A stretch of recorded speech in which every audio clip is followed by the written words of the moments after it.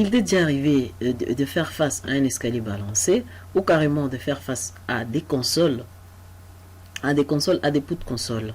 Alors, dans la vidéo précédente, on a montré comment il faut modéliser, comment on peut modéliser, parce qu'il y a plusieurs façons de le faire. On a montré une façon, une astuce, hein, c'est en fait une vidéo truc et astuce, une astuce simple à faire, comment on peut modéliser un escalier balancé. C'est dans la suite de différentes formations que l'on a prévues sur les escaliers en utilisant le logiciel Robot Structural Analysis. Alors tu es devant cette vidéo parce que on est en train de continuer. On va essayer de voir comment on peut maintenant calculer ces marches, comment on peut trouver les armatures de ces marches, comment armer maintenant ces marches qui représentent nos éléments, des éléments importants, des éléments maîtres de notre escalier balancé. Alors dans cette vidéo, je vais te proposer une méthode simple, une façon beaucoup plus simple et puis prête à l'emploi qui va te permettre de dimensionner et de trouver la section d'armature, trouver le plan d'exécution, dimensionner carrément l'élément afin d'aller tout droit vers l'exécution. Donc c'est en fait une méthode prête à l'emploi. C'est pourquoi je t'invite même à rester jusqu'à la fin pour en prendre possession et ne pas en sortir bredouille.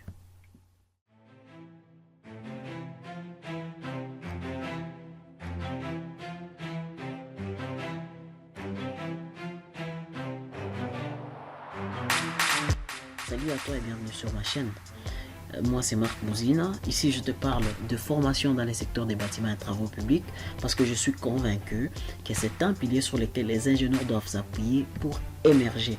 Et si toi aussi tu veux faire partie de cette lutte, si toi aussi tu veux aller à un certain niveau de connaissance, à un certain niveau de prouesse, je t'invite à faire deux choses. La première, tu vas t'abonner à la chaîne et d'activer la notification, la petite clochette qui va te permettre de recevoir hebdomadairement nos vidéos formations qui vont t'apporter du très bon contenu comme cette vidéo que tu es en train de suivre afin de te permettre d'aller un peu plus loin et de t'épanouir dans les secteurs des bâtiments et travaux publics, si pas de façon académique, mais aussi sur le plan professionnel.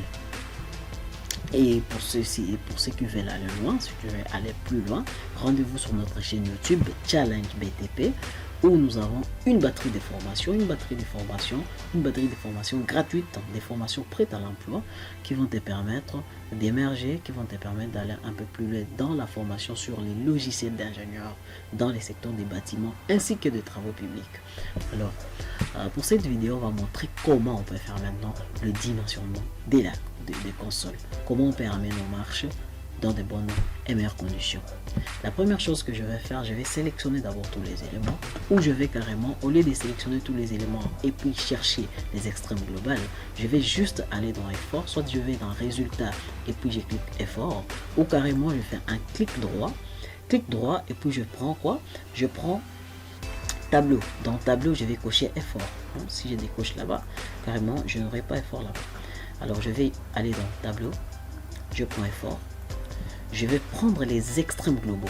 Les extrêmes globaux, un élément, ces tableaux ici me permet de voir tous les éléments extrêmement, les éléments globaux. Voilà. Alors ici, je suis sur élu. Voilà, je prends 6.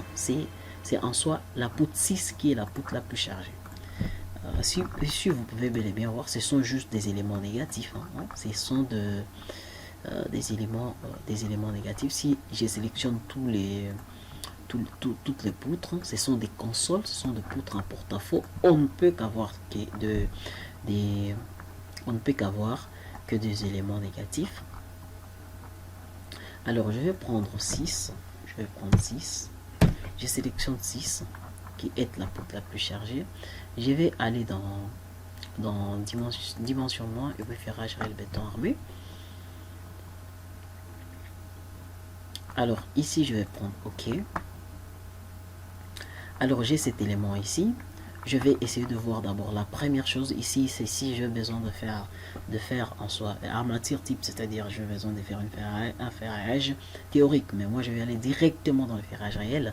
Ici, la partie de paramètres de l'étage nous permet de donner la type de fissuration, ce qui est l'agressivité, la tenue au fait, qui est un élément que je dis toujours, il faut prendre avec modération, parce que si la capacité à l'élément résister au feu, donc ça s'exprime en termes d'heures. La conséquence sera que nous aurons une grande quantité d'armature. Alors, je laisse cette partie-ci des cotes des niveaux, je peux bel et bien les cocher, tout comme je peux le laisser, mais ça va apparaître sur le plan d'exécution. Je vais aller seulement dans option de calcul, où je vais préciser que l'enrobage inférieur, latéral ainsi que supérieur sera de 3 cm. Pour ce qui est des géométries, je vais laisser la hauteur et la base fixe. Je n'ai pas besoin qu'on change ces éléments. Et puis, je vais aller dans béton. Je vais utiliser une résistance caractéristique de béton de 25 mégapascal avec des aciers longitudinales ayant une classe HA 400. Et puis je vais prendre les barres des 10, les barres des 12 ainsi que les barres des 14. Dans la partie transversale, je vais prendre les barres des 6 et les barres des 8. Alors, pour ce qui est des barres additionnelles, je vais prendre les barres des 10, les barres des 12 ainsi que les barres des 14. Alors, le logiciel lui-même, il va voir et nous proposer un diamètre correspondant à la sollicitation. Alors, je vais prendre un ferrage suivant la file. Il faut faire une différence entre la file et la travée. La travée en soi, c'est la partie qui est entre nœuds d'appui, et puis la file, c'est avec les appuis. Voilà, si on fait ça. Alors, pour ce qui est des barres longitudinales, la longueur maximale étant de 12 mètres, je n'ai pas besoin de barres bateau, qui sont des barres qui recueillent les efforts les contraintes de cisaillement, les efforts tranchants. S'il y a carrément un grand effort tranchant, on prévoit les barres bateaux, en vertu du principe des réciprocités, des glissements, des contraintes tangentielles. Le ferrage longitudinal, je prends le barre des 10 comme ferrage inférieur, et puis comme ferrage longitudinal. Pour ce qui est d'inférieur, j'ai une petite hauteur de moins de 20 cm. Je prends les lignes complets autorisées, c'est-à-dire que le ferrage sera fait de sorte qu'à tenir compte de ces lieux géométriques, qui n'est rien d'autre que l'axe neutre, le lieu géométrique où les contraintes sont nulles. Vous pouvez bel et bien le constater ici même sur les dessins. Plus on s'approche de l'axe neutre, plus les armatures perdent leur capacité portante. Alors on va dire au logiciel de mettre lié incomplet autorisé, de sorte que lorsque le dimensionnement sera fait, tout en tenant compte que les armatures qui s'approchent de l'axe neutre perdent leur capacité portante. Au besoin, réduire de plus en plus la section d'armature. Alors on prend les lits 1 et 2 en tiroir. Alors je prends carrément la même chose pour les armatures supérieures. Pour ce qui est des barres transversales, les charges suspendues, soit on peut prendre à des endroits où on a une charge suspendue, parce que à des endroits où on a des charges suspendues, il y a un grand effort tranchant. Alors soit on peut raccourcir l'équidistance des cadres, soit carrément on met les barres bateaux. Mais pour notre cas, on n'a pas des charges suspendues, on peut même laisser carrément les raccourcissements de cadres à des endroits où nous avons des charges suspendues. Pour ce qui est des barres secondaires, on va tenir compte dans les calculs. On a besoin, on peut mettre les armatures, les épingles contre la poussière vide. En soi, qu'est-ce que la poussière vide? Lorsque les armatures longitudinales étant des éléments élastiques, lorsqu'on fait la forme curviligne qu'on le met sur nos barres, a tendance à revenir à sa position initiale. C'est tout élément élastique, c'est comme ça. Alors l'effet de vouloir rentrer à sa position initiale, il tend à éclater les bétons ici. Alors pour lutter contre ces poussées au vide, on met l'épingle. Mais carrément, cette poussée au vide est trop faible, qu'on ne met même pas d'épingle dans la plupart des cas. Mais si vous avez la poussée au vide qui est importante, prière de mettre des épingles contre la poussée au vide. Alors la géométrie, elle reste la même, on ne va pas changer la géométrie, ainsi que la définition de l'élévation, on sait que notre appui est de 40 cm de diamètre, c'est une colonne une colonne circulaire de 40 cm de diamètre. Les réservations, on n'a pas besoin de réservations, soit rectangulaires ou circulaires, on n'en a pas besoin.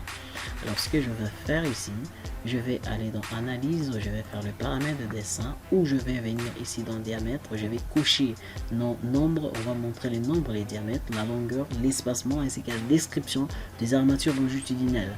Pour ce qui est du tableau des armatures, je vais aller dans, je vais cocher carrément type d'acier, je ne vais pas mettre le nombre de pièces parce que dans la description j'ai déjà mis le nombre et le diamètre.